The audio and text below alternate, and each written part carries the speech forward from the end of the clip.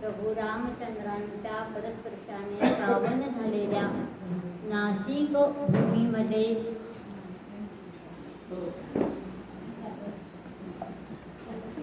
प्रभू रामचंद्रांच्या पदस्पर्शाने पावन झालेल्या नाशिक तीर्थक्षेत्राच्या भूमीमध्ये अधिक मासानिमित्त आपण श्री विष्णू सहस्रनामाचं चिंतन मनन करत आहोत आणि म्हणूनच आपण प्रभू रामचंद्रांचं स्तवन असलेला रोज एक वेगळा श्लोक म्हणतात. त्यानिमित्ताने प्रभू रामांचंही चिंतन चांगलं होत आहे, त्यांचंही स्तवन आपण करत आहोत. नाशिककर म्हणून प्रभू रामचंद्रांना जरा जास्त महत्त्व आहे आपल्या मनामध्ये. काल आपण बघितलं होतं 4 आश्रम आपल्याकडे होते. भारतीय संस्कृतीने दिलेली देणगी म्हणजेच भगवंताचं सगुण साकार रूप आणि निर्गुण निराकार रूप. सगुणाकडून निर्गुणाकडे असा भक्तिमय प्रवास साधकाला साधायचा असतो आणि तो साध्य करण्यासाठी आपल्याला चातुर्वर्ण्य आणि 4 आश्रम अशी अत्यंत सुनियोजित असं व्यवस्था आपल्या ऋषीमुनींनी आपल्याला दिलेली आहे. आणि या व्यवस्थेतून आपल्याला काय प्रतिबिंबित करायचं आहे, काय निर्देशित करायचं आहे, तर प्रवृत्ती आणि निवृत्ती. सगुणाची उपासना म्हणजेच प्रवृत्ती, निर्गुणाची उपासना म्हणजेच निवृत्ती. निवृत्त, वृत्त म्हणजे असणे आणि नि म्हणजे परत फिरलेला आहे. या सांसारिक गोष्टींपासून, भौतिक गोष्टींपासून मी दूर जात आहे, याला निवृत्ती म्हणायचं आहे. मग प्रवृत्तीचा अर्थ काय होतो? वृत्ती शब्दाला प्र हा उपसर्ग लागलेला आहे. म्हणजे आपल्यामध्ये ज्या काही वृत्ती आहेत, म्हणजे ज्या काही इच्छा आहेत, मला काहीतरी होण्याची इच्छा आहे, काहीतरी असण्याची इच्छा आहे, काहीतरी माझ्याकडे असावं असं असण्याची इच्छा आहे, याला म्हणतात भव. काहीतरी मला हवं असतं आणि हे हवं असणं कधीच संपत नाही. म्हणून या सगळ्या सृष्टीला म्हटलेलं आहे भवसागर. आणि हा जो सगळा भवसागर आहे हा भगवंतांनीच निर्माण केलेला आहे. या भवसृष्टीतलं प्रत्येक घटकातलं सौंदर्य सुद्धा मनमोहून टाकणारं आहे. मग इतकं मनमोहक रुचिकर सौंदर्य असलेल्या गोष्टी भगवंतांनी निर्माण केलेल्या आहेत, तर त्याचा उपभोग हा घेतलाच पाहिजे. आणि तो उपभोग घेता याव्या म्हणून प्रवृत्तीवाद आपल्याला सांगितलेला आहे. म्हणून आपल्या भारतीय संस्कृतीने वेदांमधून, उपनिषदांमधून प्रवृत्ती आणि निवृत्ती या दोनही तत्वांचा, दोनही विचारांचा एकाच वेळेस पुरस्कार केलेला आहे. किंबहुना आपल्याला असं म्हणता येईल की प्रवृत्ती आणि निवृत्ती या एकाच नाण्याच्या 2 बाजू आहेत. मग प्रवृत्तीत राहून निवृत्त होता येतं का? निवृत्ती घेऊन प्रवृत्तीत परत येता येतं का? संत ज्ञानेश्वरांचं उदाहरण आपल्याला माहिती आहे. संत ज्ञानेश्वरांचे वडील विठ्ठलपंत, त्यांनी संन्यास घेतलेला होता आणि ते परत संसारामध्ये आलेले आहेत. कथानक आपल्याला माहिती आहे. मग निवृत्त झाल्यानंतर परत आपल्याला इकडे येता येतं का? मग या एकाच नाण्याच्या जर 2 बाजू असतील तर नेमकं प्रवृत्ती म्हणजे काय आणि निवृत्ती म्हणजे काय हे आज आपण जाणून घेणार आहोत. प्रवृत्ती म्हणजे काय? तर प्रपंचावरती आपली निष्ठा असली पाहिजे. हे माझ्या भोवती हे जे माझं जग तयार झालेलं आहे, माझ्या पुरतं जग. मग माझ्या पुरतं असलेलं जग किती आहे? ते एक तर मी स्वतः आहे, माझे आईबाबा आहेत, माझे पती आहेत, माझे सासू सासरे आहेत, माझे मुलं आहेत, मुलं मोठे झाले असतील तर सुना आहेत, जावई आहेत. हे माझं विश्व आहे आणि मला कोणीतरी व्हायचं आहे. जसं माझी पहिली ओळख काय आहे? तर मी अमुक यांची मुलगी आहे. दुसरी ओळख काय आहे? अमुक यांची स्नुषा आहे. मग तिसरी ओळख काय आहे? तर मी संस्कृतची शिक्षिका आहे. ही माझी ओळख निर्माण करण्यासाठी मी सातत्याने काहीतरी करत असते, पण मग ही माझी काहीतरी स्वतःची ओळख निर्माण व्हावी, ही अभिलाषा माझ्या मनात असली पाहिजे. ही इच्छा जर माझ्या मनात नसेल तर मी काहीच करणार नाही. मुलगा किंवा मुलगी असण्यासाठी आपल्याला काहीच करावं लागत नाही. ती जन्मजात लाभलेली आपली ओळख असते. वयाने मोठं झालो की विवाह हा होणारच असतो. कोणाचा लवकर होईल, कोणाचा उशिरा होईल, पण तीही स्टेप ओघाने आलेलीच असते. त्याच्यात आपलं कर्तृत्व नाही, पण आदर्श सून बनणं, आदर्श संतती बनणं, की आपण ज्या कार्यक्षेत्रात कार्यरत असतो तिथे आपलं कार्य आदर्श असणं, ह्यासाठी मला विशेष प्रयत्न करावे लागतात. मग हे प्रयत्न करण्यासाठी आपल्याला प्रेरणा आवश्यक असते, कारण की प्रेरणेशिवाय किंवा without reinforcement man does not work. म्हणजे आपल्याला याच्यातून काय मिळणार आहे, तर काहीच मिळणार नसेल तर मी काहीच करणार नाही. जसं आपण आपल्या कुटुंबासाठी करतो, कुटुंबासाठी एवढ्या गोष्टी आपण करत असतो, काय काय मिळणार असतं आपल्याला त्याच्यातून? समाधान, आत्मिक समाधान. आपण एवढा दिवसभर 2 तास खपून स्वयंपाक केलेला असतो, सगळेजण परिवारातील सगळेजण एकत्रित जेवायला बसले आणि आपल्याला मग प्रतिक्रिया येतात, बाई आज काय छान भाजी झालेली आहे, आजची आमटी तर काहीतरी विशेषच झालेली आहे. म्हणजे छोटीशी कमेंट असते, पण ती कमेंट 2 तासाची मेहनत, ते श्रम सगळा थकवा पुसून टाकलेली असते. याला म्हणतो आपण आत्मिक समाधान. बरोबर. या आत्मिक समाधानासोबतच आपल्याला भौतिक समाधान मिळणं पण गरजेचं असतं. म्हणजे मला 10वी मध्ये चांगले मार्क मिळाले पाहिजे, 12वी मध्ये चांगले मार्क मिळाले पाहिजे, मला उत्तम अशी नोकरी लागली पाहिजे, त्या नोकरीमधून चांगले 7-8 आकडी अर्थार्जन झालं पाहिजे. मग ते अर्थार्जन व्हायला लागलं की छोटे पण चांगले मिळतेच. मग पुढचं जे चक्र आहे तेही सगळं चांगलं चांगलं चांगलंच होतं. पण हे सगळं चांगलं मिळवण्यासाठी आपलं आपल्या अभ्यासावर, आपल्या कुटुंबावर, आपल्या कार्यावर नितांत प्रेम असलं पाहिजे. त्याच्यात नितांत रुची असली पाहिजे. आणि ती रुची असेल, ते प्रेम असेल, तरच त्या गोष्टी आपण चांगल्या पद्धतीने करतो. हाच तो प्रवृत्तीवाद आहे. म्हणजे आपल्याला जे प्राप्त करायचं आहे ते प्राप्त करण्यासाठी आपल्याला जबरदस्त इच्छा असली पाहिजे. आणि इच्छा झाली की ते मिळवण्यासाठी प्रयत्नांची पराकाष्ठा करण्याची वृत्ती म्हणजे प्रवृत्ती आहे. आता या प्रवृत्तीचं धर्मामध्ये काय आहे? ही तर सगळी माझी वैयक्तिक प्रगती झाली, मला माझं शिक्षण चांगलं झालं, माझी नोकरी चांगली मिळाली, मला सासर चांगलं मिळालं, ही तर सगळी माझी वैयक्तिक प्रगती झाली. मग याचं धर्मामध्ये किंवा समाजामध्ये काय स्थान आहे? तर साहजिकच सोपंच होतं. व्यक्ती विकास झाला म्हणजे माझा विकास झाला तर माझा कुटुंबाचा विकास होतो, कुटुंबाचा विकास झाला तर समाजाचा होतो, समाजाचा विकास झाला तर राष्ट्राचा विकास होतो. स्वराज्याचं सुराज्य करायचं असेल तर माझ्यापासून मी सुरुवात केली. मी काय करू शकते, किंवा मी एकटीने केलं तर काय होणार आहे, काय फरक पडणार आहे? जसं समुद्रामध्ये पाण्याचा एक थेंब टाकला आपण तर समुद्राला काही फरक पडत नाही, असा आपला लोकशाहीचा कारभार असतो. पण माझं तेच एक मत माझ्या देशाचा नेता निवडून देण्यासाठी कारणीभूत असतं. त्या मीही तितकाच मोठा आहे आणि राष्ट्रही तितकंच महत्त्वाचं आहे. मग राष्ट्र समर्थ असलं पाहिजे, आत्मसंरक्षण झालं पाहिजे, राष्ट्रामध्ये अराजक नसलं पाहिजे. हे सगळं धार्मिक उन्नतीसाठी आवश्यक असतं. आणि हाच प्रवृत्ती धर्म आपल्याला महाभारतामध्ये सांगितलेला आहे. आणि महाभारतातही राजधर्म श्रेष्ठ सांगितलेला आहे. आणि म्हणून एक स्पष्ट असं उद्गार त्याच्यामध्ये सांगितलेले आहेत, राजा कारस्य कारणम. राजा उत्तम असेल तर ते राष्ट्र उत्तमच प्रगती करतो. पण जर राजा चांगला नसेल तर प्रजा आपोआपच त्याची प्रगती होत नाही, किंवा देशामध्ये अराजक निर्माण होतं. म्हणजे परिस्थिती तिथे बदलत येते. या प्रवृत्ती धर्माचे मुख्य घटक कोणते आहेत? तर पहिला घटक आहे ऐहिक सुखाची लालसा. ऐहिक सुख म्हणजे काय?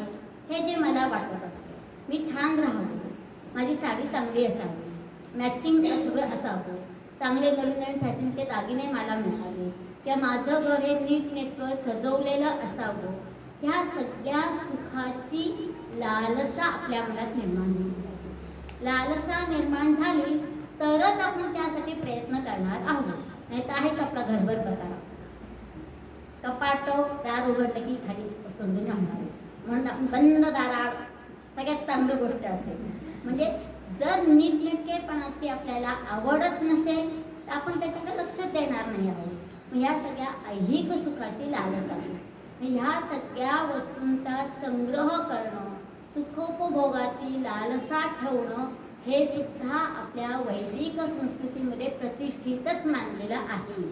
फक्त याचा उपभोग घेणं कुठे थांबायचं हे कळलं की तो पुरुष यशस्वी झालेला आहे. दुसरं सांगितलेलं आहे आपल्याला भौतिक ज्ञानाची आवड. म्हणजे जसं आता आपण म्हणतो की 10वीपर्यंत एक विशिष्ट अभ्यासक्रम आपल्याला आखून दिलेला असतो, तोच घ्यावा. पण त्याच्यानंतर मात्र तुम्हाला चॉईस दिलेली आहे. विज्ञान शाखा घ्या, कला शाखा घ्या किंवा वाणिज्य शाखा घ्या. त्याच्या ते पुढे ग्रॅज्युएशन केल्यानंतर तुम्हाला कोणत्या विषयात संशोधन करायचं आहे, तसं याच्यातून मला आणखी नवीन काय शिकायचं आहे. म्हणून गरज ही शोधाची जननी आहे. आपल्याला जर गरजच वाटली नसती तर आपण कुठलेच शोध लावले नसते. मग त्यासाठी आपल्याला भौतिक ज्ञानाची, जगामध्ये घडणाऱ्या या सगळ्या ज्या अनेक गोष्टी आहेत त्या कशा घडतात, का घडतात याची जिज्ञासा निर्माण झाली आणि म्हणून विज्ञानातल्या तत्वांचा शोध लागला आणि विविध यंत्र तयार झाली. जसं न्यूटन सफरचंदाच्या झाडाखाली बसलेला होता, त्याच्या डोक्यावरती सफरचंद पडलं आणि त्याला गुरुत्वाकर्षणाचा शोध लागला. मग याच्या आधी काय गुरुत्वाकर्षण नव्हतंच का? तर न्यूटनच का? तर न्यूटनच्या आधीही भास्कराचार्यांनी आपल्याला गुरुत्वाकर्षण सांगितलेलं आहे. पण त्याला भौतिक ज्ञानाची आवड असते की मला हे समजून घ्यायचं आहे आणि ती माझी गरज आहे, असं जेव्हा आपण म्हणतो तेव्हा त्याला प्रवृत्तवादी म्हणतो. त्यानंतर आपण काय काय शिकलं पाहिजे, तर विज्ञान, इतिहास, अर्थशास्त्र या 3 विषयांची जिज्ञासा आपल्याला असली पाहिजे. विज्ञान का शिकायचं, तर कोणतीही कृती करताना ती मी का करावी हा प्रश्न आपल्याला पडला पाहिजे. कुठलीही असू द्या. जसं आरती करताना घंटा का वाजवायची, पुष्पांजली वाहताना फुलांच्या पाकळ्या का करायच्या, अखंड फुलकानी व्हायचं, अगदी किंवा गणपतीला दुर्वा का व्हायच्या. परंपरेने ह्या कृती आपण रोज करतो, पण ही कृती मी का करायची ही जिज्ञासा निर्माण झाली पाहिजे. आणि जिज्ञासा निर्माण झाली की त्यामागचं विज्ञान आपल्याला शोधता आलं पाहिजे. म्हणून विज्ञान हे महत्त्वाचं आहे. नंतर इतिहास, आपल्याला आपल्या परिवाराचा इतिहास माहिती असला पाहिजे. त्याला आपण कुलवृत्तांत म्हणतो. किमान आपल्या मागच्या 5 पिढ्यांनी काय केलेलं आहे हे आपल्याला माहिती असेल. आणि त्यामध्ये जे कोणी कर्तृत्ववान पुरुष होऊन गेलेले असतात त्यांच्यापासून आपण प्रेरणा घेतली पाहिजे. आणि त्याच्याही पलीकडे जाऊन सांगायचं म्हटलं तर आपलं जे गोत्र असतं, गोत्र म्हणजे आपले मूळ पुरुष, आणि त्यांनी निश्चितच काहीतरी महान कार्य केलेलं असतं म्हणून त्यांच्या नावाने ते आपल्या कुळाला नाव मिळालेलं असतं. त्यांचं महान कार्य आपल्याला आठवलं पाहिजे. तर आपल्या राष्ट्राचा इतिहास काय आहे. आता भारताच्या संदर्भात विचार केला तर भारत राष्ट्राची इतिहासातली अनेक वर्ष गुलामगिरीत गेलेली आहे. आणि आपलीच मुलं आपल्याला विचारतात इतके वर्ष भारत गुलामगिरीत होता तेव्हा लोकांनी काय केलं. आपण उलटा प्रश्न विचारायचा आहे, आता इतकी सगळी बिकट परिस्थिती निर्माण झाली आहे तेव्हा तुम्ही काय करता, किंवा आपण काय करता. तुम्ही काय करता हा पुढचा प्रश्न, आपण काय करतो. सोपं आहे बघा. आता अधिक महिना चालू आहे, जावई बापांना आपल्याला दान द्यायचं आहे, सुवर्णदान द्यायचं आहे, चांदीचं दान द्यायचं आहे, कुठलंही दान. आणि आपल्या पंतप्रधान महोदय मोदीजींनी आपल्याला आदेश दिलेला आहे की सूचनाबद्ध आदेश आहे, करा, तसं कंपल्सरी नाही आहे, सोनं चांदी खरेदी करू नका. एकदम सोपं छान आहे ना. मोदीजींनीच नाही सांगितले तर सगळ्या सासूबाईंना सूट. म्हणजे इतिहासाचा अभ्यास हा आपलं राष्ट्र कसं होतं याच्यासाठी आपल्याला करायचं आहे. ते गुलामगिरीत का केलं? तर गुलामगिरीत जाण्याचं कारण आपलं वेद प्रामाण्य कमी झालं आणि राष्ट्रनिष्ठाच कमी झाली. 100 लोक राष्ट्रनिष्ठ असले तरी एक फितूर परकीयांना सामील झाला आणि त्यामुळे आपल्याला हार पत्करावी लागली.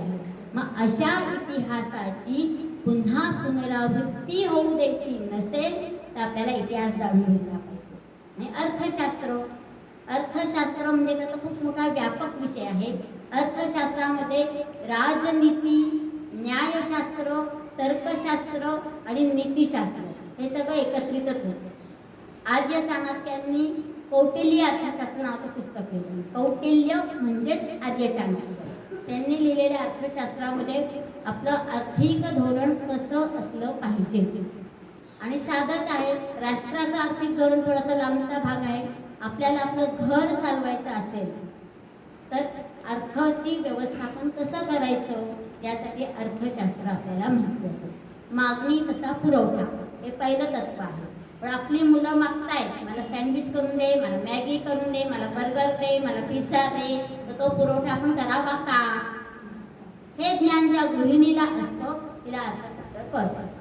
किमान पैशामध्ये बचत करून कसा आपला संसार पूर्ण करायचा आहे हेच तिथे अर्थशास्त्र आहे. या सगळ्या विषयांची जिज्ञासा असणं आवश्यक आहे. नंतर स्वराज्य आणि स्वातंत्र्याची आकांक्षा. 5वा घटक दिला आहे जड विश्वावर विजय मिळवण्याची ईर्ष्या. सगळ्यात महत्त्वाचा गुण. आपल्या आजूबाजूला असणारे हे जे सगळे घटक आहेत ते जड घटक आहेत, म्हणजे निर्जीव आहेत आणि त्यांच्यावरती विजय मिळवण्याची ईर्ष्या आपल्याला असते. जसं आपण बघतो, लहानपणापासून बघतोय पक्षी उडतात. मग पक्षी कसे उडतात ही जिज्ञासा आली पाहिजे. मग पक्ष्यांसारखं मलाही उडता येईल का हा विचार जेव्हा आपल्या मनात येतो, त्या पक्ष्यांसारखं मला जरी उडता नाही आलं तर विमानात बसून मी उडू शकतो. त्या विमानाचा शोध भरद्वाज ऋषींनी लावलेला आहे. रामायणात रावणाकडे पुष्पक विमान होतं, म्हणजे आपल्या भारतामध्ये तेव्हापासून विमान होतंच. आणि मग नंतरच्या काळात जॉन राईटबर्ननी विमानाचा शोध लावलेला आहे. मग ही ईर्ष्या असली पाहिजे, तुझ्याकडे आहे माझ्याकडे नाही. हे जसं आपल्याला वाटतं, आपल्याकडे कितीही सुंदर दागिने असतील, कितीही छान साड्या असतील, तरी समोरच्या व्यक्तीची साडी बघितली, काय बाई तुझी साडी किती छान आहे, कुठून घेतली आणि पुढचा केवढ्याला घेतली. अर्थशास्त्र लगेच तिथे म्हणजे माझ्याकडे खूप सुंदर सुंदर असतं तरीही माझ्यापेक्षा तिचं सुंदर आहे. ही ईर्ष्या जेव्हा येते तेव्हा आपण अधिकाधिक क्रयशक्ती आपली वाढवा. आता ती क्रयशक्ती वाढवावी का ना वाढवावी हा पुढचा प्रश्न आहे. आपल्या खिशाचा सल्ला तिथे घ्यायचा आहे. आणि त्यासाठी लागणारी साहसी वृत्ती. आपल्या मनात जर एखादी गोष्ट मिळवायची आहे तर त्यासाठी लागणारं साहस पण मला असलं पाहिजे. जर समजा मला IITN व्हायचं आहे तर IITत जाण्यासाठी नाशिकला काहीच संधी नाही आहे. मग मला त्यासाठी पुण्याला, चेन्नईला, कानपूरला असं कुठेतरी जावं लागेल. मग तिथे जाऊन राहण्यासाठी, स्वतःला सर्व्हाइव्ह करण्यासाठी ते धैर्य, ते साहस असलं पाहिजे. फक्त बुद्धिमत्ता असून चालणार नाही. तुमचं आरोग्य चांगलं पाहिजे, तुमच्याकडचं अर्थ चांगलं पाहिजे. या सगळ्या गोष्टींसाठी आपल्याला साहस आणि धैर्य लागतं. आणि पुढचं आहे इतिहास मीमांसेची वास्तववादी दृष्टी. आता इतिहासात काय घडलं किंवा आता ज्या काही घटना घडता आहेत त्या घटनांवरती खूप लोक वेगवेगळी मतं मांडतात. जसं आत्ताची कालचीच घटना आहे. आपले पंतप्रधानजी इटलीत गेलेले होते आणि त्यांनी तिथे मेलडी बनवली आणि मेलडीची खूप जुनी टॅगलाईन आहे, मेलडी खाऊ खुद जाणार. बरोबर आहे. म्हणजे त्याच गोष्टीचा, त्याच मीमचा उपयोग करून मीडियावाल्यांनी खूप वादंग मांडलेला आहे. मग त्यातलं नेमकं खरं काय आहे, खरं काय आहे, तार्किक काय आहे हे शोधण्याची दृष्टी प्राप्त झाली पाहिजे. आपण TV वरती बघतो, अनेक न्यूज चॅनल्स वेगवेगळ्या बातम्या देतात. परत व्हॉट्सअपवरती काहीतरी वेगळं येतं, फेसबुकवरती काहीतरी वेगळं येतं, इन्स्टावरती वेगळं येतं. मग कोणाचं बरोबर आहे? तर ही मीमांसा करण्याची तार्किक आणि न्याय दृष्टी आपल्याला प्राप्त झाली पाहिजे. असे सगळे घटक जेव्हा एकत्रित येतात तेव्हा प्रवृत्तीवाद निर्माण झाला असं म्हणतात. आणि हा प्रवृत्तीवाद वैदिक काळापासून जवळजवळ इसवी सनाच्या 8व्या-9व्या शतकापर्यंत भारतात होता. आणि म्हणून त्या काळामध्ये विशेषतः गुप्तकालीन भारतापर्यंत भारतामध्ये सुवर्णयुग होतं असं म्हटलं गेलेलं आहे. आणि सोन्याचा धूर निघत होता की काय म्हणतात संपन्नता समृद्धता आपल्याकडे होती. आणि जेव्हा देशामध्ये संपन्नता समृद्धता असते तेव्हा अराजक निर्माण होत नाही आणि कलांचा विकास होतो. 14 विद्या आणि 64 कलांचा विकास त्या काळामध्ये आपल्याला झालेला दिसून येतो. मग ह्या सगळ्या प्रवृत्तीवादाची आवश्यकताच काय आहे तर परमात्मा कल्याणकारक होण्यासाठी मला आपलं ध्येय काय आहे, मला परमात्म्यापर्यंत जायचं आहे, जीवाला शिवापर्यंत जायचं आहे. मग त्या परमात्म्याची कृपा आपल्यावरती व्हावी असं जर आपल्याला वाटत असेल तर आधी मला प्रूव्ह केलं, मला जे काही गुण घेऊन भगवंतांनी पाठवलेले आहेत त्या गुणांचा त्या कौशल्यांचा मी पुरेपूर उपयोग करतोय का.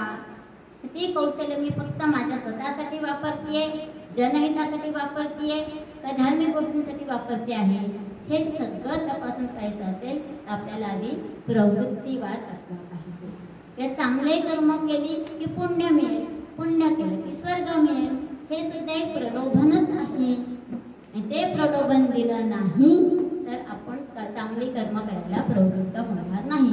जसं अधिक महिन्यामध्ये विष्णू सहस्रनामाचं श्रवण करावं, पुण्य मिळतं. म्हणून आज आपण इथे एवढ्या मोठ्या संख्येने रोज उपस्थित राहतो आहोत. रोज आपल्याला सांगितलं येत जात येणार का आपण नाही. अधिक महिन्यातलं पुण्य तर जास्त असतं, जास्त इंटरेस्ट मिळतो आपल्याला त्याच्यावरती. म्हणजे ही प्रेरणा आपल्याला दिली. अशी प्रेरणाच जर आपल्याकडे नसेल तर आपण कार्य करायला प्रवृत्त होणार नाही. मग आपल्याला भक्ती तत्वाच्या माध्यमातून जर जीवाचा शिवाकडे प्रवास करायचा असेल तर त्यासाठी हा प्रवृत्तीवाद असणं आवश्यक आहे. आणि त्याच्यासाठी साधन म्हणून आपल्याला भक्ती दिलेलं आहे. आणि भक्ती कशी करायची तर त्याचं सोपं साधन दिलेलं आहे आपल्याला. यस्य स्मरण मात्रेण नामस्मरण करा, जप करा. आणि त्यासाठीच आपण विष्णू सहस्रनामातली काही नामं समजून घेण्याचा प्रयास करत आहोत. आपण 3 श्लोकांमधली नावं आपण बघितलेली होती. आत्तापर्यंत आपण 24 नामांचा चिंतन केलेलं आहे. आता आपल्याला 4था श्लोक आहे. श्लोकांचा क्रम फक्त आपल्याला बघायचा आहे बरं का. ओम विष्णुर्वषट्कार म्हणजे यस्य स्मरण मात्रेण हा 1 नंबर घेतला तर हा 4था नंबरचा येतो. आणि पहिली प्रस्तावना घेऊन केलं तर हा 17 नंबरचा श्लोक येतो. श्लोक तेच असतात, फक्त काही पुस्तकांमध्ये त्याचा क्रम आपल्याला वेगळा आहे. प्रस्तावनेसह काही ठिकाणी दिलेला आहे म्हणून. श्लोक म्हणूयात आपण. सर्व शर्व शिवस्थाणु भूतादिर्निरौर्यः संभवो भावनो भरता प्रभवो प्रभरीश्वरः सर्वो शिवः स्थाणुः भूतादिः निधिरौर्यः संभवः भावनः भर्ता प्रभवः प्रभुः ईश्वरः अशी 12 नावं या श्लोकामध्ये आलेली आहे. आता पहिलं नाव दिलंय त्यामध्ये अनुप्रास अलंकाराचा खूप छान उपयोग केलाय बघा. सर्व शर्व शिवस्थाणो सवशो असा अर्थ करण्यात आलेला आहे. बोलताना पण एक छान रिधम तयार होतो आणि त्यामुळे गेयता त्या स्तोत्रामध्ये आलेली आहे. सर्व हो, सर्व म्हणजे ऑल, सगळे मिळून. मग काय कार्य पण तोच आहे आणि कारण पण तोच आहे. सर्व सृष्टी निर्माण करणारा तोच आहे, सृष्टीला व्यापून राहणारा पण तोच आहे. म्हणजे या ठिकाणी त्याला सर्व असं नाव दिलेलं आहे. दुसरं 26वं नाव आहे शर्व. हो, हे शंकराचं नाव आहे. हे विष्णू सहस्रनामाचं पण एक वैशिष्ट्य आहे. जसं महाभारतामध्ये विष्णू सहस्रनाम आलेलं आहे तसं शिवसहस्रनाम पण आलेलं आहे. आणि दोघांमध्ये परत एकच तत्व सांगितलं आहे, शिव हाच विष्णू आहे आणि विष्णू हेच शिव आहे. शिवतत्व आणि विष्णू तत्व हे वेगवेगळे नाही.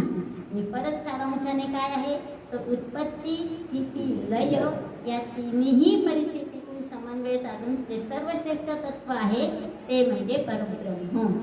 हेच सूत्र आपल्याला लक्षात ठेवायचं, म्हणजे प्रत्येक नामाचा अर्थ आपल्याला तिथे लावणं सोपं होतं. शर्व नावामध्ये श्रू धातू आहे, तो शृणाती असा झाला. त्याचा अर्थ होतो शीर्ण करणे किंवा संहार करणे. संहार म्हणजे शिव हा संहारकच आहे, पण प्रत्येक वेळेस शिवाने क्रोधाविष्ट होऊन तिसरा डोळा उघडला की सर्व सृष्टीचा नाश होईल असं आपण वर्षानुवर्ष तेच ऐकतो. पूर्ण सृष्टीचा नाश झाला तर आपण काही बघायला शिल्लक राहणार नाही. त्याच्यामुळे बंधता आहे, कथा आहे, तीच आपल्याला लक्षात ठेवायची. तर मग इथे आपल्याला काय लक्षात घ्यायचं आहे, तर शंकराचार्य आपल्याला सांगत आहेत की प्रलय काळामध्ये जो संहार करतो तो शर्व. आता प्रत्येक युग संपल्यानंतर किंवा संपत आल्यानंतर प्रलय होतो. प्रलय होतो म्हणजे संपूर्ण सृष्टी जलमय होते. सृष्टी जलमय झाली की त्यामध्ये साहजिकच जीवितहानी होते. या जीवितहानीला कारणीभूत असणारा तो शर्व आहे. जसं आता कोविडमध्ये एकाच वेळेस अनेक लोक मिळले, किंवा आणखीन दुसरं आपल्याला म्हणता येईल की असं खूप तसं ग्लोबल वॉर्मिंग वाढल्यामुळे, प्रचंड उष्णता वाढल्यामुळे हिमनगं वितळतात. आणि आणखीन एक तुम्ही 50 वर्षांनी बघाल तर हिमालय बर्फाचा पर्वत होता असं म्हणावं लागेल. सगळा बर्फ वितळतो. मग तो बर्फ वितळला की तेच पाणी नद्यांना मिळत आहे. मग नद्या आपल्या मर्यादा ओलांडतील, सागराला नद्या मिळतात, मग सागर आपली मर्यादा ओलांडेल. त्याला आपण हाय टाईड म्हणतो. आणि हळूहळू करून सप्त सिंधू सगळे एकत्र येतील आणि त्यालाच म्हणणार आपण जलप्रलय. आणि अशा प्रकारचा संहार घडवून आणणारा तो शर्व आहे. मग संहार घडवून आणण्याची आवश्यकताच काय, तो जो जन्माला आला त्याला मृत्यू निश्चितच आहे. मग निर्मिती झाली आहे तर त्याचा नाशही कधीतरी होणारच. मग त्यासाठी आपल्याला 4 युगांची संकल्पना दिली आहे. पुढे आपण ती समजूनच घेणार आहोत. 27वं नाव दिलेलं आहे शिव. शिव म्हणजे कल्याण करणारा, मंगल करणारा. बघा, शिव पण शंकरांचंच नाव आहे, शर्व ही भगवान शंकरांचंच नाव आहे. पहिलं नाव संहार करणारा असं आलं तर दुसरं नाव लगेच शांत करणारा, मंगल करणारा असं आलं. म्हणजे एकाच वेळेस भगवान शंकर हे शर्वही आहे आणि शिवही आहे.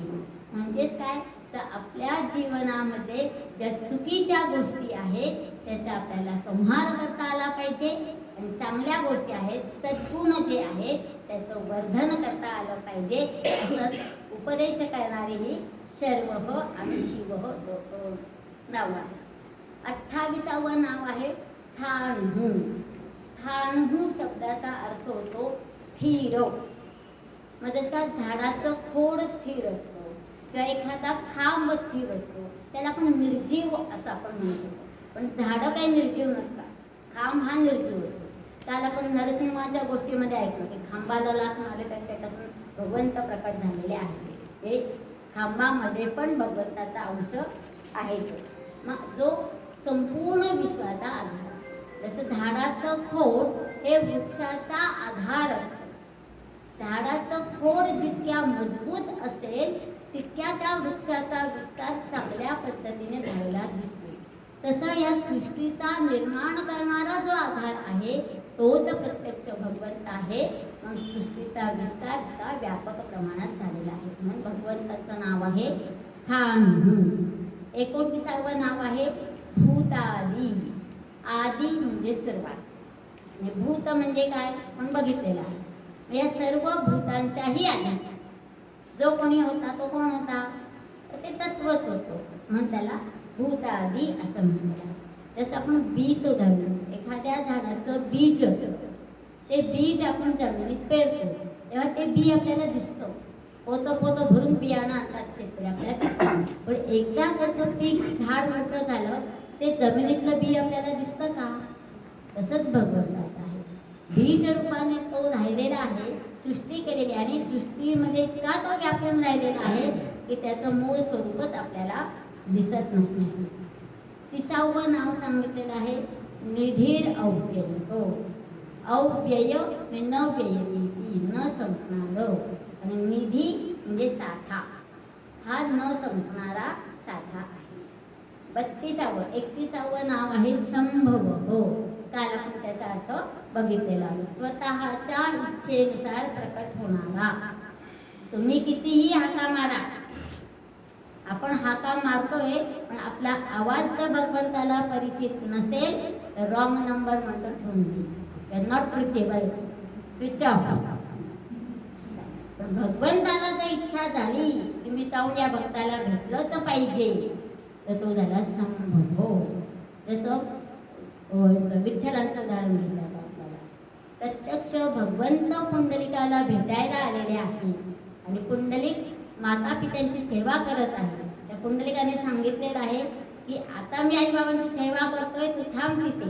आणि त्यांना बसण्यासाठी वीट टाकलेली, म्हणून उभा करकटेवरी उभा विटेवरी.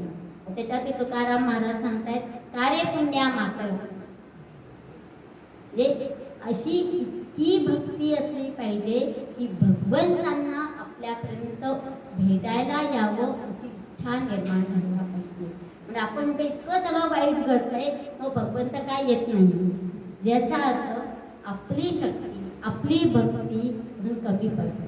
आपली भक्ती जेव्हा आपली शक्ती होईल तेव्हाच भगवंत येतील.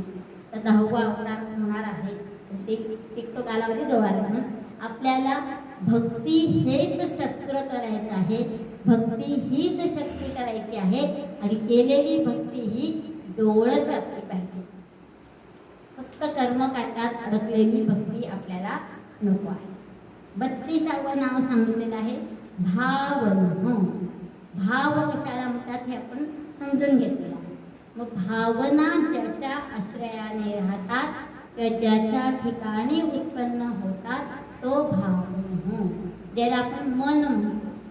आज माझ्या मनाला असं वाटतं की आता मला रडावंसं वाटतंय, आता मला हसावंसं वाटतंय, आज काय कुठेतरी छान बाहेर फिरायला जावंसं वाटतंय, त्या सगळ्या भावना आहे. किंवा अमुक एक पदार्थ खावासा वाटतोय, त्या सगळ्या भावना आहेत.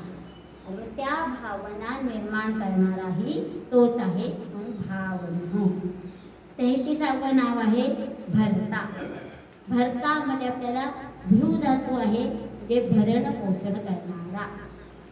आपली जी जीवसृष्टी निर्माण केलेली आहे त्यातल्या प्रत्येक घटकाचं भरण आणि पोषण करणाराही तोच आहे. प्रभव.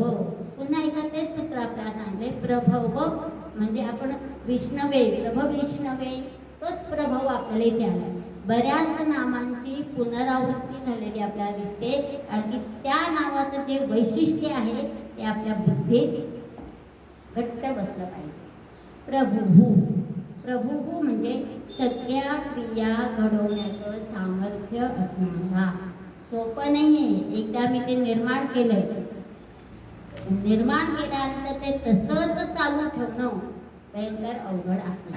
असं सुंदर बायको बघून विवाह करणं सोपं आहे, पण संसार करणं मात्र फार अवघड आहे.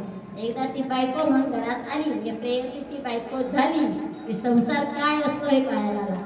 तसंच भगवंतांनी इतकी सुंदर सृष्टी निर्माण केलेली आहे आणि ती यथास्थित चालू ठेवण्याचं सामर्थ्य देतं.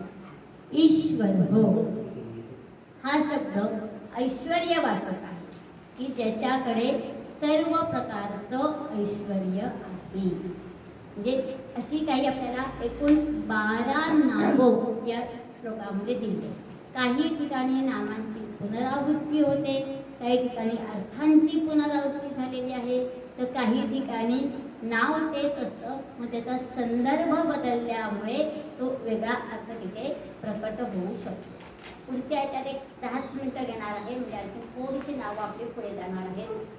स्वयंभूर्शंभुरादित्यः पुष्कराक्षो महासुनः अनादिनिधनो धाता विधाता धातुरुत्तमः. स्वयंभुः शंभुः आदित्यः पुष्कराक्षः महास्वनः अनादिनिधनः धाता विधाता आणि धातुरुत्तमः. 9 नावं आलेली आहेत.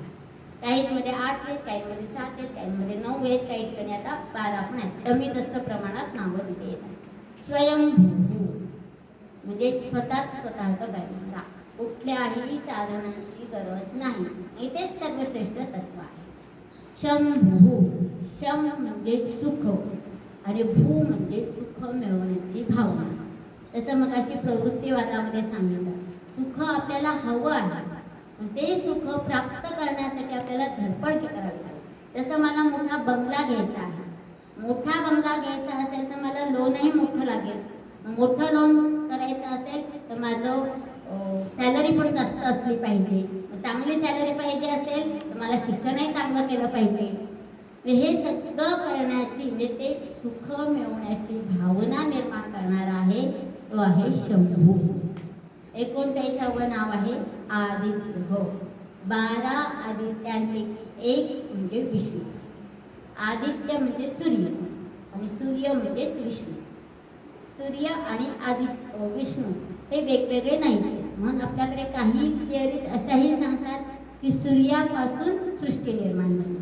म्हणजे नवग्रह आहेत, ग्रहांची जी सिस्टीम आहे त्याच्यामध्ये सूर्य हा केंद्रस्थानी आहे आणि त्याच्या भोवती इतर ग्रह फिरत असतात. हजारो वर्षांपासून हे चक्र चालू आहे. पण असं कधी झालेलं आहे का बरं? सूर्याभोवती बुध फिरतोय, मंगळ फिरतोय, गुरु फिरतोय, शनी फिरतोय, पृथ्वी पण फिरते, पण ते सगळे एकमेकांना क्लॅश होत आहेत, त्यांची टक्कर होते नाही. हे सगळं पद्धतशीरपणाने बांधलेलं आहे. उलट त्यांचं भ्रमण कसं होतं, कोणत्या कक्षेतून होतं, किती दिवस लागतात, हे सगळं शोधून काढण्यासाठीच आपले हजारो वर्ष खर्ची पडलेली आहे. मग अशा या आदित्याला विष्णू असं म्हटलेलं आहे. दुसरं स्पष्टीकरण त्याच्यात सांगितलेलं आहे की पृथ्वीला अदिती असं नाव आहे. कश्यप ऋषींची पत्नी अदिती आणि अदितीचा मुलगा म्हणून आदित्य. व त्याच्यासाठी असं सूर्यबिंबाचं उदाहरण दिलं. जसं आपण म्हणतो की संपूर्ण सृष्टी ही विष्णू तत्वाने व्यापलेली आहे. म्हणजे प्रत्येक घटकामध्ये विष्णू तत्व आहे. तसं सूर्याचं प्रतिबिंब आपण बघितलं तर तुम्ही ज्या ठिकाणी सूर्याचं प्रतिबिंब बघाल तर ते तेवढंच आपल्याला दिसतं. म्हणजे तुम्ही मोठ्या नदीमध्ये सूर्याचं प्रतिबिंब बघितलं तर ते तेवढंच दिसतं. समुद्रात बघितलं तर ते आणखीन मोठं दिसतं. तेच तुम्ही घरात माठामध्ये प्रतिबिंब पडलेलं बघितलं ते आणखीन लहान दिसतं. ज्या साईजमध्ये तुम्ही बघाल तेवढाच सूर्य दिसतो. मग सूर्य काय खरंच तेवढाच आहे का? तो एक तेवढा लाखो योजन दूर आहे. 7 प्रकाश वर्ष इतका तो दूर आहे. आणि मग त्याचं प्रतिबिंब आपल्याला जसं दिसतं तसंच चंद्राचं पण आहे. चंद्राचं प्रतिबिंब आपण जसं बघू तसं दिसतं. म्हणून तसंच विष्णू तत्व ही सृष्टीमध्ये व्यापलेलं आहे. म्हणून सूर्य आणि विष्णू या दोघांचीही प्रार्थना ज्या श्लोकामध्ये समाविष्ट आहे तो आहे ध्येय सदा सवितृमंडल मध्यवर्ती नारायण सरसिदा सरसन्नविष्ट हो केयूरवान मकरकुंडलवान किरीटी हारी हिरण्यमय वपूर्धत शंख चक्र हो. हा श्लोक ज्या ठिकाणी छापलेला असतो तिथे सूर्याचा रथ दिलेला असतो आणि शेवटचं वर्णन मात्र असतं हारी हिरण्यमय वपूर्धत शंखचक्र. शंखचक्र ज्याच्या हातात आहे असा तो शंखचक्र धारण करणारा भगवान विष्णू. रोज पूर्वेकडून पश्चिमेकडे जो जातो तो सूर्य. सूर्य आणि विष्णू या दोन्ही तत्वांमध्ये एक रूपात दाखवले. 40वं नाव आहे पुष्कराक्ष. हो, पुष्कर म्हणजे कमळ. असं कमळ की जे विष्णूच्या नाभी कमळातून उगवलेलं आहे. आपण चित्रामध्ये पुराणातल्या कथांमध्ये चित्र असते भगवान विष्णूच्या नाभीतून कमळ उगवलेलं आहे, त्याला म्हणजे पुष्कराक्ष. आता हे कमळ दोन गोष्टी आपल्या सांगतात. कमळ त्याला अलिप्तता शिकवतं. चिखलात राहूनही मी निर्मळ कसं राहतो. म्हणजे हा जो भवसागर आहे आपल्या भोवती तो असाच असणार आहे आणि त्यामध्ये मी न गुंतताही मी चांगल्या मार्गाकडे कशी वाटचाल करावी हे कमळ आपल्याला सांगतात.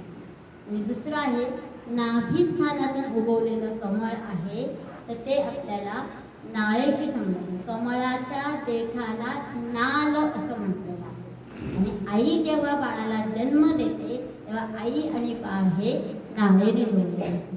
तसाच संबंध जीवाचा आणि शिवाचा आहे. आपणही जन्माला आलो तेव्हा भगवंत अशी जोडलेलोच असतो. मृत्यू होतो तेव्हाही परत भगवंताकडेच गेलो असं आपण म्हणत असतो. पण हा जो जन्म आणि मृत्यूमधला प्रवास आहे तो मात्र आपल्याला अवघड आहे. जसं ABCD आपण म्हणतो, B for birth, D for death. मधला आहे सी चा तो क्रिएटिव्ह. या दोघांच्या मध्ये, बर्थ आणि डेथच्या मध्ये तू काय क्रिएटिव्ह केलं?